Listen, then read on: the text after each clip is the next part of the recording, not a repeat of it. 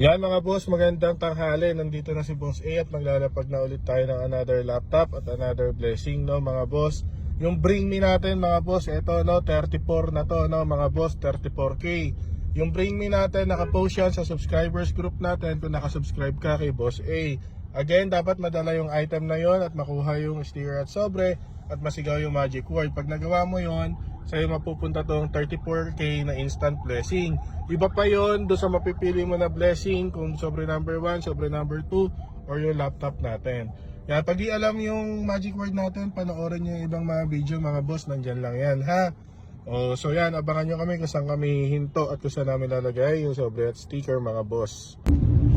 So yan mga boss, no, dito na lang yung sobre sa sticker natin ha. O mga boss, nandito lang tayo ha sa area na to, yan.